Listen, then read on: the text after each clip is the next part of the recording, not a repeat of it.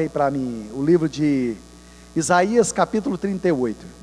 Enquanto você abre a Bíblia, prepare para você abrir bem o seu coração, você que está em casa, você que está na igreja online, não deu para nós abrir um chat aqui, eu sei que a dona Dalva está lá, Atos 40, glória a Deus, vai aparecendo tudo, vamos lá, olha lá, cortando as âncoras, deixaram no mar, desatando ao mesmo tempo as cordas que prendiam o leme. Sabe, queridos, eu creio que nesses dias, Deus vai cortar as âncoras que têm prendido a sua vida, de você romper na sua vida espiritual, na sua vida familiar, na sua vida espiritual, na sua alma, as âncoras serão cortadas, e o leme será solto. Quando fala que o leme será solto, é porque Deus vai dar um novo destino na sua vida. Quantos recebem nessa noite? Que as cordas serão cortadas, e Deus vai dar um novo destino na sua vida. Aqui diz assim para mim e para você, olha só, quem está lá na igreja online, a Poliana, a Raquel Cristina, a Neire, o Osmar, mas a Heloísa, a Sara, a Juliane, boa noite Juliane, a Ana Clara Cunha, a Roberta de Uberlândia, Shnai Shula, não sei falar que nome, a Jéssica, Marcos Antônio, pura unção, se a graça é um oceano, estamos afogando, ixi, a Miriam, a Estela, um abraço Miriam, a dona Dalva, a minha irmã, a Marley, Daniele Cristina, a Marley, vamos lá, o Osmar, glória a Deus, o som está ruim, depois eu te pego, viu, o André e a Kimberly, eu pego no final do culto, lá de fora, a Raquel, vamos continuar aí, Ana Clara Cunha, Milene, a Bruna Alves, Bruna, um abraço, quem mais está lá na igreja online, vamos lá, Luiz Humberto, vitorioso és, na tempestade está, a Laura, o Osmar, quem mais pessoal? Dá um like aí queridos, dá um like, vamos lá, a Marley é eu, isso, a Marley é minha irmã, Fabrício de Paiva Neto, Deus seja louvado para sempre. Quem mais está aí queridos? Tem mais alguém aí? Luquinha, tem mais alguém? Não? Isso queridos, manda uma mensagem aí para nós, e se você puder queridos, pega uma caneta, um papel, eu creio que Deus vai falar profundamente no seu coração. O livro do profeta Isaías, capítulo 38, o livro do profeta Isaías, eu vou deixar aqui meu celular, pega aqui para mim, fazendo favor, Andressinha, isso, o livro do profeta Isaías, capítulo 38, a partir do verso 1, todos acharam aí igreja? Amém? Quantos estão felizes aí? Quantos estão felizes com Jesus aí igreja? Jesus está feliz com você? Amém? Então vamos lá então, abra aí comigo. Naqueles dias, Ezequias adoeceu de uma enfermidade mortal, veio ter com ele o profeta Isaías, filho de Amós, e lhe disse, assim diz o Senhor, põe em ordem a tua casa, porque morrerás e não viverás. Então virou Ezequias o rosto para a parede e orou ao Senhor, e disse, lembra-te Senhor, peço que andei diante de ti com fidelidade, com inteireza de coração, fiz o que era reto aos teus olhos, e chorou muitíssimo. Então veio a palavra do Senhor a Isaías dizendo, vai e dizes a Ezequias, assim diz o Senhor, o Deus de Davi teu pai, ouvi a tua oração e vi as tuas lágrimas. Diz assim, repita assim comigo, ouvi a tua oração e eu vi as tuas lágrimas. Senhor, é a tua palavra nessa noite, eu quero te pedir, meu Deus, que o Senhor penetre o mais profundo do nosso coração. O Senhor pode chegar naqueles lugares que o psicólogo, o médico não pode chegar na nossa alma. Por isso nessa hora eu quero te pedir que o Senhor fale e não te cales nessa noite. Queremos ouvir a tua voz, queremos ouvir o teu Espírito nessa noite, em nome do Senhor Jesus. Amém. Queridos, é algo muito interessante esse texto, porque aqui o profeta ele vai até o rei chamado Ezequias. Ezequias ele estava enfrentando uma batalha, Ezequias estava enfrentando uma luta, o rei Ezequias estava enfrentando um momento de dificuldade. Sabe, queridos, havia uma batalha entre o rei Ezequias e Senaqueribe. Tem momentos na vida que a gente acha que não pode piorar, mas a nossa vida piora, queridos. Aqui fala que ele estava enfrentando uma batalha, e de repente o profeta ou o pastor fala assim para ele: eu vou fazer uma visita na sua casa. Quando alguém fala que vai visitar a sua casa, o mínimo que nós esperamos é uma palavra de bênção, ou não? Imagina, o pastor fala assim: eu vou na sua casa, que eu preciso falar com você, e você está doente.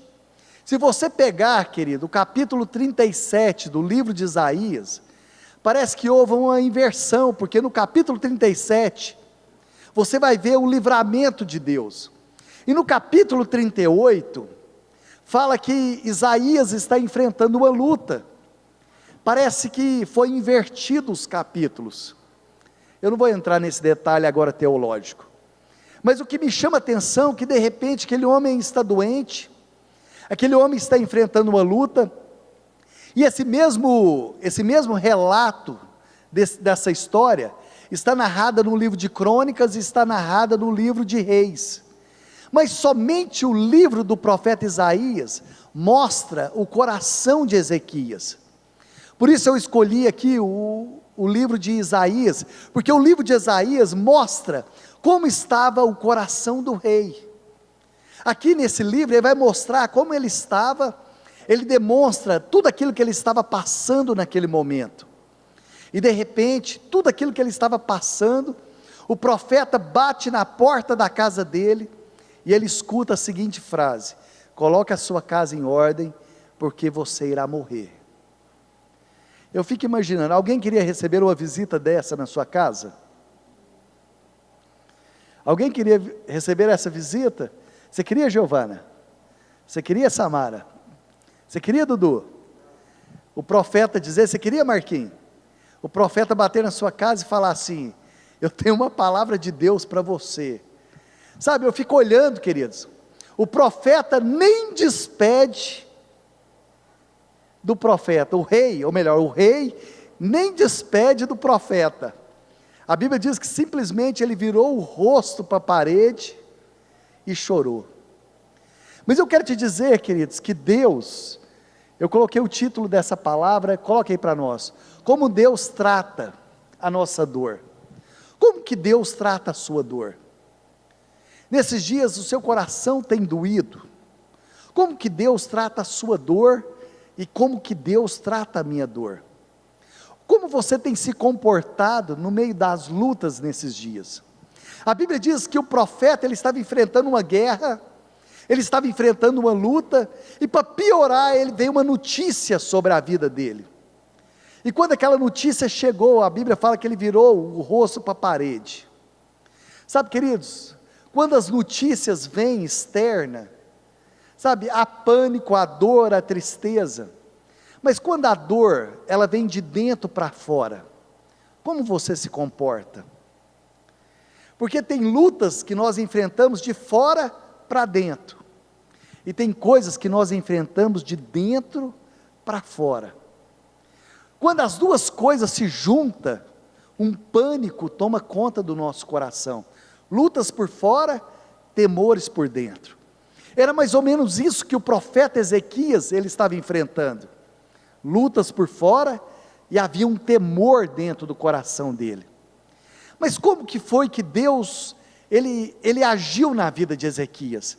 Como que Deus, ele tomou ali, como que o coração dele se comportou? Sabe, eu quero te mostrar que através desse texto, como que Deus tratou, como que Deus, ele agiu no meio da dor de Ezequias. Como que foi? Quais foram as coisas que Deus usou? Quais foram os meios para tratar a dor de Ezequias? Sabe, queridos, eu quero te mostrar que os mesmos meios que Deus usou para tratar o coração de Ezequias, são os meios que Deus usa para tratar a minha dor e a sua dor.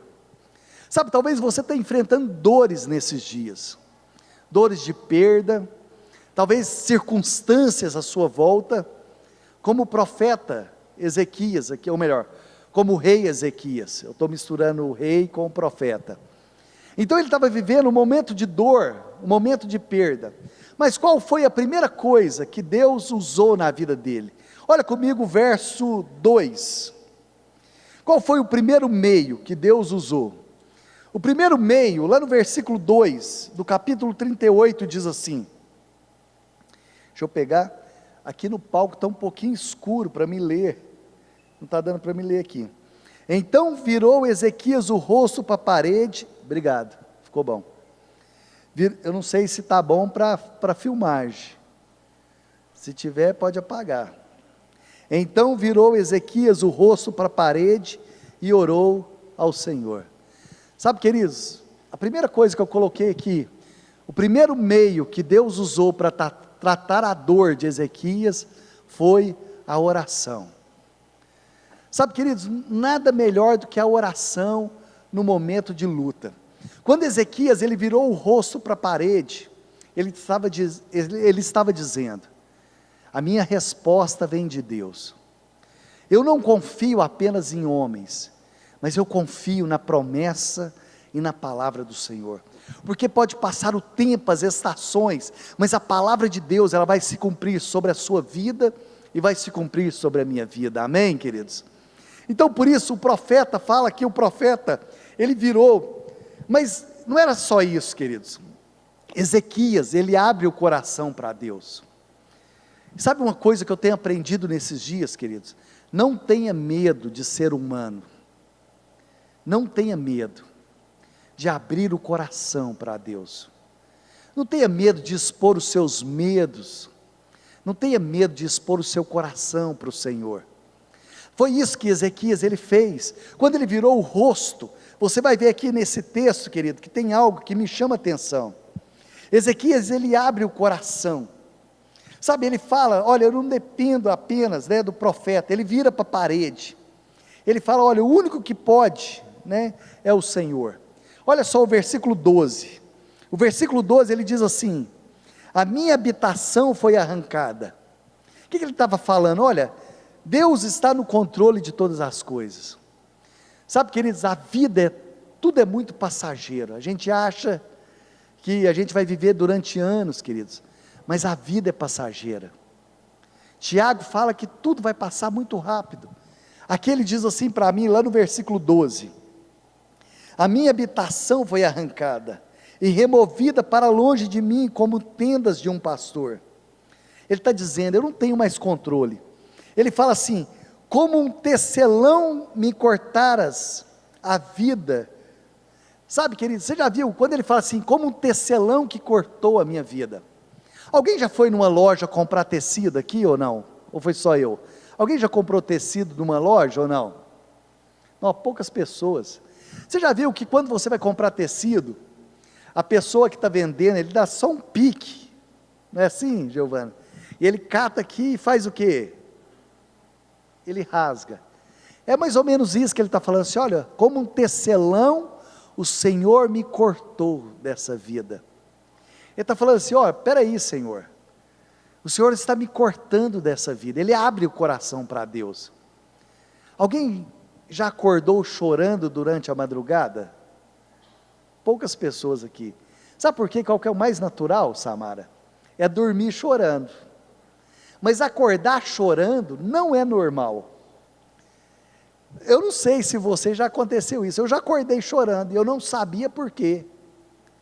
Acordar chorando por quê, querido? Geralmente a gente dorme chorando, mas acordar chorando não é normal. E o profeta fala, olha, eu acordei chorando durante a noite. Sabe, queridos, quando você acorda de manhã, ele abre o coração para Deus na oração, e às vezes, querido, nós temos medo de abrir o coração para Deus, aquele que sonda o nosso coração. Olha só que tremendo, ele fala, olha, no versículo 12, o Senhor tem o controle. No versículo 10, olha só, ele disse, em pleno vigor dos meus dias. Sabe o que ele está falando? Eu sou novo. Deus, eu ainda sou novo para me morrer. Eu estou em pleno vigor da minha vida. Olha só que tremendo, querido. Hei de entrar nas portas do além. Roubado estou dos restos dos meus anos. Eu sou novo. Eu estou novo ainda. Eu ainda tenho muitas coisas para me viver. Ele fala, mas por que, Senhor, que eu vou morrer? Eu ainda sou novo ainda. Ele está abrindo aqui o coração. Olha só o verso 19, queridos. Ele fala assim: os vivos, somente os vivos, esses te louvam, como hoje eu faço. O pai faz notório os filhos. Ele falou assim: eu ainda tenho que ensinar os meus filhos a louvar o Senhor. Eu ainda tenho muita coisa ainda para ensinar para os meus filhos. Por que o Senhor ainda quer me levar? Ele vai abrindo o coração, queridos, lá no verso 14, olha só. O verso 14 ele diz assim: como a andorinha, assim eu gemia como pombo, os meus olhos se cansam de olhar para cima, Senhor, eu ando oprimido. Ele fala, olha, eu estou oprimido, eu estou gritando de dia, eu estou gritando de noite. Essa era a oração de Ezequias, querido. Ezequias abriu o coração para Deus de uma forma sobrenatural. E hoje, queridos, com tudo que nós temos aprendido, as pessoas têm medo de mostrar a sua humanidade. As pessoas têm medo de ser humano. Ser humano. Depois você pesquisa o que significa ser humano, né?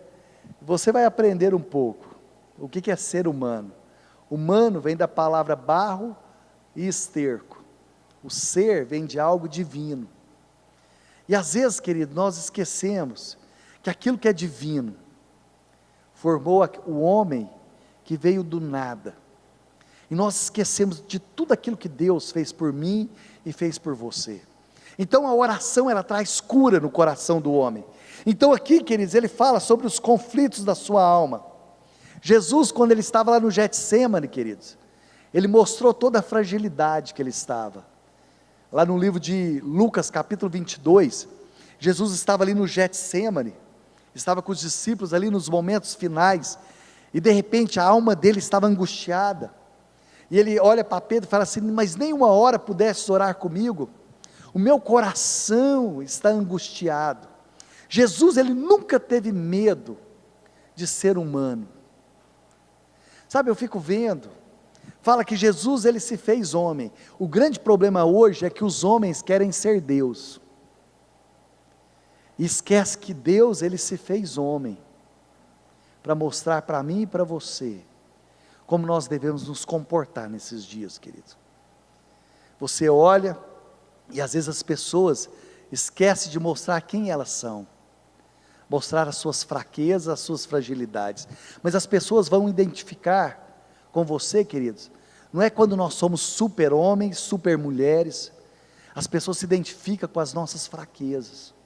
Quando você vence uma luta, uma dificuldade, as pessoas olham para você e dizem, olha, isso que você atravessou, eu também atravessei.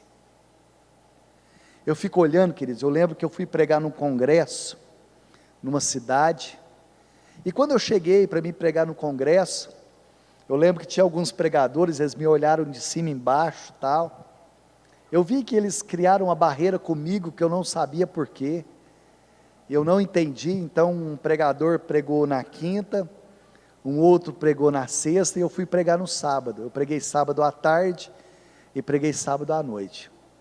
E quando eu preguei sábado à noite, e depois que terminou tudo, eu contei alguns testemunhos, tal, nós saímos ali para ter uma comunhão, e aí esses pregadores vieram até mim, chegaram, sentaram, e o que mais me chamou a atenção, foi que eles começaram a abrir o coração, e falou assim, pastor, tudo isso que você passou, nós também passamos. Olha, eu me identifiquei com a sua história. Sabe, queridos, quando você abre o seu coração, e você conta o que você passou, e como você venceu, sabe, as pessoas não vão olhar para você, por aquilo que você, aquilo que, como que eu falo, aquilo que você é super, não, mas as pessoas vão identificar com aquilo que você passou, e que você venceu. Foi isso que Jesus falou aqui para os discípulos, falou assim: olha, eu estou angustiado, eu estou aqui passando por um momento de luta, mas nem uma hora pudesses orar comigo. Sabe, então Jesus, ele nunca teve medo de mostrar a sua humanidade. Não tenha medo de chorar, não tenha medo de gritar por socorro, não tenha medo de pedir ajuda, queridos. Não tenha medo de falar: olha, eu tô com dificuldade nessa área. Quando você abre o seu coração, sabe, você se expõe, o Senhor, Ele vem, Ele cura a sua vida, Ele cura a minha vida. Foi isso que Ezequias ele fez, sabe, ele virou para uma parede branca. Deixa eu te falar, no meio de uma parede branca, Deus pode abrir uma janela de uma resposta para a sua vida. Sabe, queridos, quando ele olhou para a parede, uma parede branca, uma parede que não tinha uma resposta, Deus abriu uma porta para ele. Às vezes nós temos medo de virar para as paredes, querido, e falar assim: Deus, fala comigo, eu não saio desse lugar enquanto o Senhor não me responder. Foi mais ou menos isso que Ezequias ele fez. Ele olhou, ele pediu socorro, sabe, ele falou assim: Deus, eu sei que o Senhor pode me responder, eu sei que o Senhor está comigo, eu sei que o Senhor pode me dar uma resposta. Sabe, queridos, eu não sei se você já viveu momentos que você se sentiu sozinho. Eu fico vendo, porque fala que quando Ezequias olhou para a parede, ele chorou, sabe, fala que o palácio inteiro escutou os choros de Ezequias, querido. Sabe quando fala que Ezequias chorou? Eu fico imaginando, queridos, o palácio inteiro escutando os choros de Ezequias. Eu só lembro do choro de José. Fala assim que José, quando ele ouviu os irmãos, Andressa, fala que ele chorou tanto que o palácio escutava os gritos de José. José, ele chorava, ele abriu, para mim uma das cenas mais belas da Bíblia, é quando José ele encontra com os irmãos dele, sabe, porque José, quando ele foi jogado no poço, ele olhou os irmãos de baixo para cima, mas quando José estava no palácio, ele olhou os irmãos de cima para baixo. Mas a nobreza não é tratar as pessoas como te trata, é você tratar as pessoas de igual para igual. Sabe por que Faraó não mandou matar os irmãos de José? Porque José nunca falou mal dos seus irmãos, da mesma forma que os irmãos falavam mal dele. Quando José estava no poço, ele olhou de cima para baixo, mas quando ele estava no trono, ele olhou de cima para baixo. No poço ele olhou de baixo para cima. Mas eu creio que quando ele estava lá no trono, ele falou assim: os meus irmãos, como eu queria que os meus irmãos estivessem aqui. E às vezes nós achamos que Deus se esqueceu de mim. Algum dia você já se sentiu esquecido de Deus, queridos? Mas Deus não se esquece. Tem um poema que eu pedi, não sei se vai ter como projetar o poema, um poema que eu acho que todos aqui já ouviram na escola. Esse poema foi escrito em 1964, e no ano que o Marquinhos nasceu, 1964, o Marquinhos já estava com 10 anos de idade, não, sabe, queridos, deixa eu falar para vocês, esse poema, eu ouvi ele na 4ª série, no ano de 1980, ainda quando eu estudava com a cartilha Caminho Suave. Alguém estudou com a cartilha Caminho Suave? Só nós dois? Mas ninguém aqui estudou na cartilha Caminho Suave? Ah lá, Júnior, se você falasse que não tinha estudado a cartilha Caminho Suave, né? Isso. Então tem um poema chamado Pegadas na Areia. Alguém já ouviu esse poema, Pegadas na Areia, queridos? Pegadas na Areia. E esse poema era colocado como autor desconhecido, mas não é de autor desconhecido esse poema. Esse poema é de uma missionária chamada Margarete. É uma missionária cristã, que ela viveu no Canadá. Ela trabalhava com as crianças ali. Tem como colocar esse poema aí para nós? Tem como, ô Luquinha? Está aí no ponto já? Pode colocar aí para nós. Pegadas na Areia. Coloca aí para nós o poema. Uma noite eu tive um sonho. Espera aí, deixa eu só contar aqui antes a história do poema. Segura aí para mim, tem como segurar? Olha só, esse poema fala, depois a gente vai ler. Fala assim que uma noite ela teve um sonho, ela estava andando na praia, estava passando por dificuldade e tal, e havia 2 pares de pegadas, o dela e da outra pessoa que estava caminhando com ela. Em determinado momento de luta, de dificuldade, ficou só 2 pares de pegada, só um par de pegada. E ela fala assim, mas Deus me... Pode subir lá, Léo. Sobe lá para dar um clima, né? E aí ela fala, Deus, mas o Senhor me abandonou. Mas deixa eu contar algo aqui, principalmente para as moças. Vou contar aqui para as moças. Qual que é a história verdadeira desse poema? A história verdadeira desse poema é o seguinte, essa moça, ela era missionária e adolescente. Ela devia ter uns 18 anos de idade, ela chamava Margarete.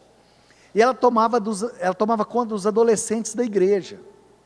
E aí, tinha um rapaz que tomava conta dos jovens da igreja, chamado Paul. E esse rapaz, antes dele converter, ele era problemático, ele mexia com droga, ele fazia assalto, ele fazia várias coisas. Mas ele tinha se convertido, e ele tomava conta do acampamento, ele apaixonou pela Margarete. Depois que ele conheceu ela, já havia 6 semanas só 6 semanas, viu, Giovana?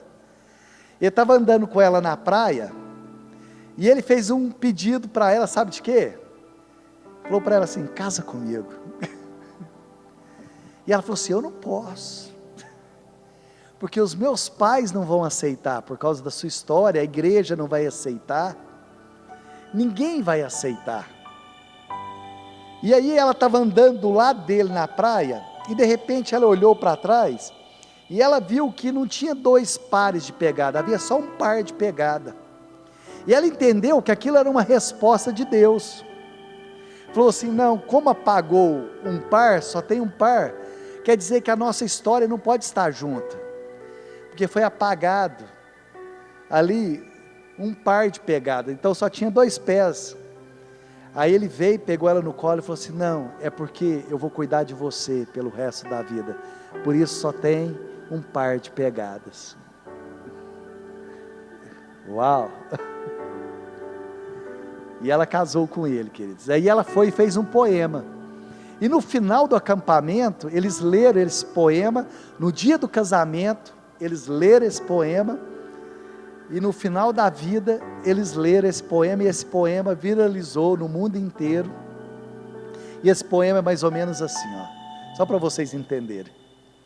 Uma noite eu tive um sonho. Alguns conhecem esse poema como Pegadas na Areia, mas na verdade chama Uma Noite Eu Tive um Sonho. Sonhei que andava a passear na praia com o Senhor, e no firmamento passava cenas da minha vida. Por cada cena que passava, percebi que ficava 2 pares de pegada. Um era o meu e o outro era do Senhor. Mas na verdade, quando a história foi do outro rapaz, tá bom? Vai lá, continua. Continua aí para mim, Luquinha. Quando a última cena da minha vida passou diante de nós, olhei para trás, as pegadas na areia, e notei que muitas vezes no caminho da minha vida, havia apenas um par de pegadas na areia. Notei também que isso aconteceu nos momentos mais difíceis e angustiosos do meu viver. Isso me aborreceu deveras, e perguntei então ao Senhor,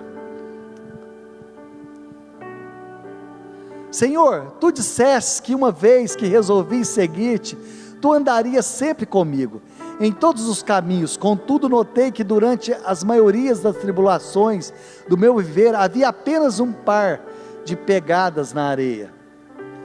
Não compreendo, porque nas horas em que eu mais necessitavas em ti, tu me deixaste sozinho.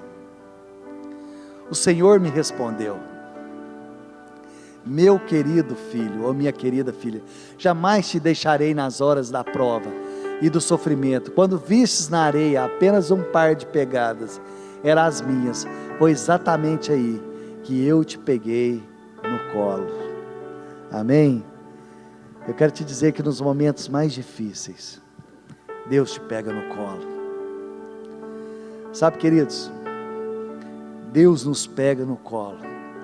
Você está passando por momentos difíceis, Deus, Ele te carrega no colo. Sabe, Deus nos pega no colo. Então a primeira coisa, queridos, que eu coloquei é a oração. Segundo meio que Deus usa, segundo meio que Deus vai usar para curar a sua vida e curar a minha vida. Segundo meio que Deus usa são os profetas. As palavras foram duras, mas aquelas palavras curaram o rei. Sabe, queridos, às vezes a gente ouve algumas palavras que são duras, mas essas palavras curaram o coração do rei. Aquele profeta chegou até ele e falou assim: você vai morrer, coloque a sua casa em ordem, coloque a sua vida em ordem, coloque a sua vida espiritual em ordem. Às vezes tem palavras, queridos, que são duras, mas essas palavras, elas trazem cura no nosso coração. Foi isso que aconteceu. Essas palavras pareciam duras ali, mas aquelas palavras, ela trouxe cura no coração. Sabe, queridos, eu fico olhando, o que será que aquele homem fez para adoecer? Lá no livro de Crônicas, diz que aquele homem estava um pouco orgulhoso por fazer coisas boas. Sabe uma coisa que eu percebo? Toda vez que Deus nos cura do orgulho, o orgulho volta. Às vezes nós nos orgulhamos por coisas boas que nós fazemos. Às vezes achamos que somos bons naquilo que nós fazemos. E Deus precisa trazer cura no meu coração e no seu coração. Aqui diz que aquele homem usou o profeta chegou até ele. Deixa eu falar algo para vocês, queridos. Depois que aquele profeta foi até aquela casa, alguém queria receber aquele profeta de volta? Alguém queria, queridos? O profeta bateu lá na porta e falou que ele ia morrer. Passou uns 10 minutos, aquele profeta voltou. Você queria receber em casa, Samara? Eu não queria. Eu ia falar assim: você vai morrer. Eu creio que ele ia falar assim: você vai morrer agora. Sabe, eu não queria receber aquele homem na minha casa nunca. Aquelas palavras pareceram duras, mas aquelas palavras trouxeram o quê? Cura no coração dele. Às vezes nós não gostamos de ouvir certas coisas, queridos, mas aquilo traz cura na nossa alma, aquilo traz cura na nossa vida. Aquelas palavras foram duras, mas trouxeram algo no coração daquele homem, fez ele voltar para o propósito. Qual que é o propósito de Deus na sua vida? Será que eu estou cumprindo o propósito de Deus? Será que eu quero fazer algo que Deus não me chamou para fazer? O grande problema da nossa vida é que às vezes nós queremos fazer coisas que Deus não nos chamou para fazer. Não é o propósito de Deus. Qual que é o propósito de Deus para a sua vida? Será que esse é o propósito de Deus, queridos, para você? Será que isso é o propósito de Deus para a minha vida? Você já fez essa pergunta para Deus? Deus é Deus de propósito e Deus é Deus de destino. Qual que é o propósito de Deus para mim estar aqui nessa noite? Qual que é o meu propósito de ser igreja? Qual que é o propósito para a minha vida? Sabe, o grande problema é que nós queremos fazer coisas que não é o propósito de Deus. Às vezes a gente fala assim, todas as coisas cooperam para o bem, mas quando aquilo não coopera para aquilo que eu quero, eu acho que não é de Deus. Sabe, esse é o grande problema. A gente gosta muito de cantar, todas as coisas cooperam para o bem daqueles que amam a Deus. Mas quando aquilo não coopera para o que eu quero, quer dizer então que não é de Deus. Então a gente precisa atentar qual que é o propósito de Deus. Neemias, o propósito dele era restaurar Jerusalém. O propósito de Daniel, o propósito da rainha Esther, foi para esse momento que você veio. Qual que é o propósito na sua vida? Qual que é o seu propósito como igreja? Qual que é o propósito da sua vida? Sabe, Deus tem um propósito para mim, Deus tem um propósito para você. Deixa eu te falar, toda vez que você descobrir o propósito, o inimigo se levanta contra a sua vida. quando Jesus ele nasceu, e a palavra foi liberada sobre ele, diz, ele veio para libertar os que estão oprimidos. O rei Herodes mandou matar. Toda vez que uma pessoa ela descobre o propósito da vida dela, o diabo vai tentar matar essa pessoa. José, quando descobriu o propósito, os irmãos tentaram matar ele. Toda vez que você descobrir o propósito para aquilo que Deus te chamou nessa geração, saiba que os opositores se levantarão contra a sua vida. E se o diabo, ele não achar uma brecha, ele vai inventar uma mentira. Então toda vez, porque o diabo é o quê? O pai do quê? Pai do quê? Da mentira. Ou não? É o pai da mentira. Então deixa eu te falar, toda vez que você descobrir o propósito, saiba que o diabo vai levantar em oposição à sua vida. É a primeira coisa aqui que Ezequias ele fala assim, Senhor, eu sou seu servo, por que eu vou morrer? Por que está acontecendo isso? Terceira coisa que eu vejo aqui, queridos, para mim e para você, lá no verso 7 e no verso 8, olha comigo, verso 7 e verso 8, terceira coisa, ele diz assim, 7 e 8, vamos lá, certei isso, parte do Senhor como sinal. Terceira coisa, Deus coloca sinais na nossa vida. O que é os sinais? Agora não dá tempo da gente ler. Lá no livro de Reis, capítulo 18, diz que ele pediu um sinal para Deus. O sinal não cura. Eu vou repetir. Ele falou, Deus, me dá um sinal. E ele falou assim, e Deus perguntou assim para ele, você quer que o relógio ande, estenda para frente ou quer que retroceda? O que é mais fácil, queridos? O relógio fazer o curso normal ou retroceder? Quem acha? Retroceder, não é? E ele falou assim, eu quero que o relógio retroceda 1/3. Eu quero que o relógio retroceda. Queridos, às vezes, quem aqui já falou para Deus assim, não, eu quero uma prova? Alguém que já pediu mais de uma prova para Deus ou foi só eu? Meu Deus, então me dá uma prova. Deus, me dá uma prova. Eu sou igual Gideão. Deus, eu quero uma prova, eu quero prova. Sabe, sinal. Os sinais, queridos, na sua vida, edifica a sua fé. Os sinais daquilo que Deus fez na sua vida.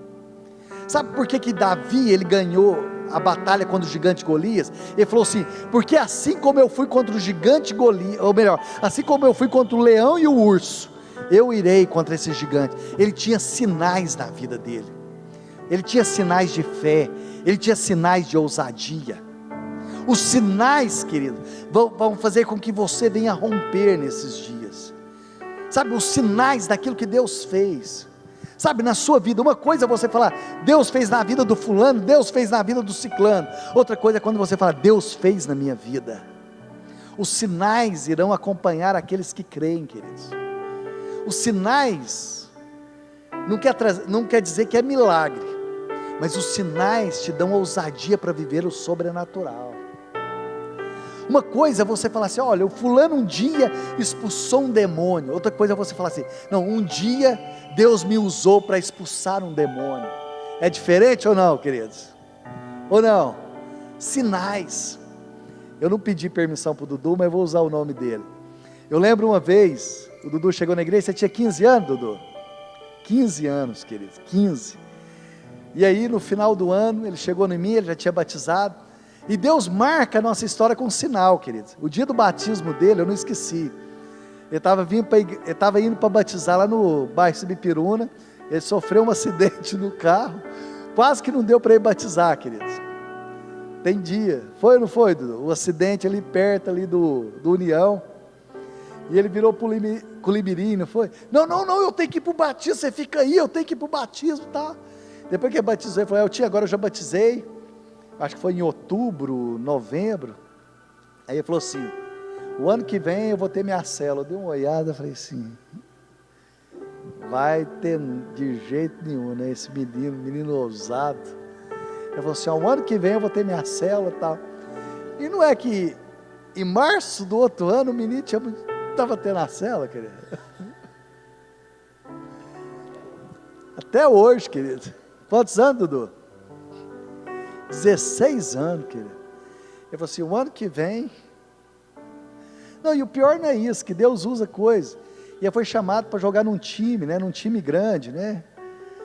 Um time e tal, e aí ele abriu mão, querido, porque a célula dele era muito grande, tinha 3 pessoas. Ele falou, eu não posso jogar nesse time.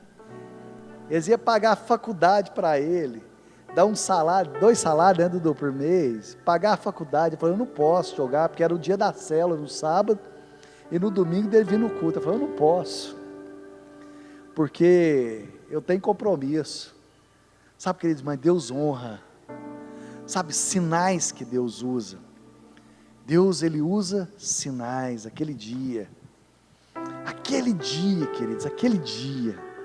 Eu lembro, queridos, que eu fui dar um curso de teatro lá em Belém do Pará. Belém do Pará, queridos, me chamaram e falaram assim, às vezes tem dia, queridos, que eu sou meio ousado, depois eu falo, Deus, o que eu fiz? O pastor chegou em mim e falou, você dá curso de teatro? Eu falei, dou. Falei, então tá, vou mandar as passagens. Fui parar lá em Belém do Pará, fui dar um curso de teatro na cidade ribeirinha. Cheguei lá, preparei e tal, né? Cheguei lá com a minha mala, e eu estava comprando um terreno e tal, então deixaram uma outra pessoa lá para ficar comigo. Sentei e começou a chegar um tanto de jovens, e eu tinha falado assim para eles, só 30 jovens, tá bom? Eu vou dar um curso de teatro. E começou a chegar 10, 20, 30, 40, 50, 60, 70, tinha mais de 200 jovens.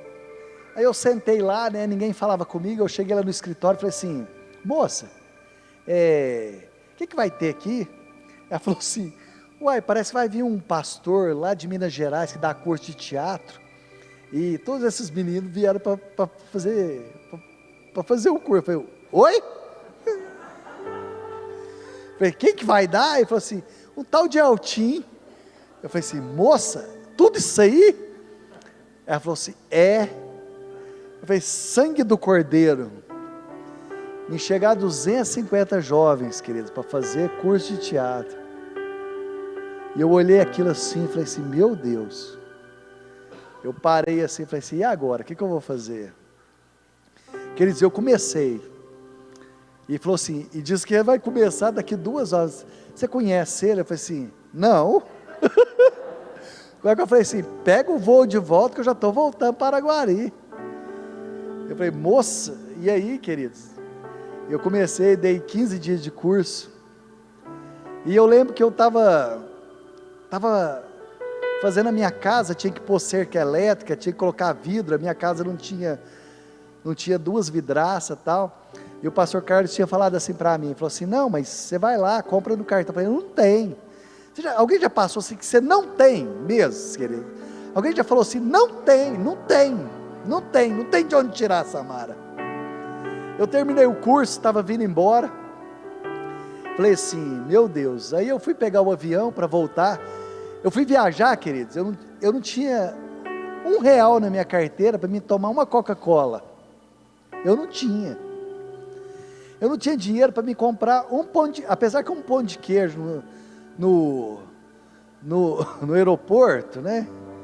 Não tem lógica, né, queridos? Um pão de queijo desse tamanhozinho no aeroporto é R$10. O café é 7. Eu vou ali na padaria Paineiras, como 30 com o mesmo preço. E aí, a hora que eu voltei, queridos, eu não tinha R$1. Eu lembro que eu entrei dentro do avião e tal, e o pastor pôs a mão dentro do meu bolso, e eu deitei e tal, dormi no avião. A hora que eu pus a mão assim, falei, uai, o que é isso aqui, né? Eu não tinha visto. E eu olhei assim e tal, aí eu abri o bolso, porque tinha um papel, né? A hora que eu peguei assim, que eu olhei o cheque, queridos, falei assim, uau! Queridos, eu pintei minha casa, eu fiz os armários da minha cozinha, coloquei as janelas, pus cerca elétrica, né?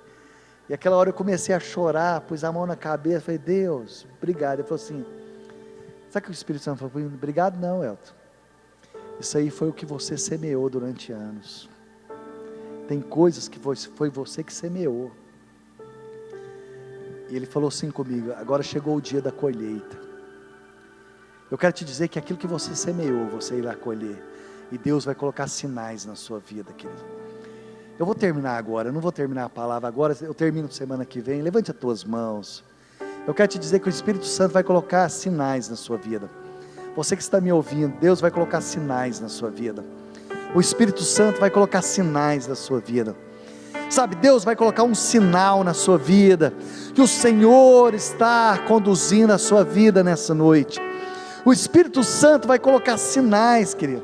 Deus vai marcar a sua vida com sinais nessa noite. Deus vai te dar um sinal nessa noite. Sabe, naquela parede branca que você tem chorado, Deus vai colocar uma porta. O Espírito Santo vai colocar uma porta. O Espírito Santo vai colocar uma janela. Sabe aquela parede que você tem olhado nesses dias? O Espírito Santo vai abrir uma porta sobrenatural. Deus vai colocar sinais na sua vida. Deus vai colocar sinais, e você vai experimentar coisas que você jamais experimentou nesses dias. Sabe, querido, se você quiser se ajoelhar, se virar para a parede, se você quiser, queridos, ficar sentado, se sinta livre nessa noite, porque Deus vai colocar um sinal diante de você. Deus tem um sinal para colocar na sua vida. Deus vai colocar um sinal na sua vida. Sabe, talvez você se encontre sozinho. Eu quero te dizer, como aquele poema, Deus vai te pegar no colo. O Espírito Santo vai te pegar no colo nessa noite, e você vai descansar em Deus nessa noite. Sabe, queridos, feche seus olhos agora, feche seus olhos. Sabe, para você não se dispersar, se você quiser ajoelhar, se você que está aí na sua casa, começa a pedir os sinais de Deus sobre a sua vida. Peça os sinais do Senhor sobre a tua casa, sobre a tua família. Fala: Deus, coloca um sinal na minha vida. Coloca um sinal quando eu sair desse lugar. O Espírito Santo vai colocar um sinal na sua vida. O Espírito Santo vai colocar um sinal na sua casa.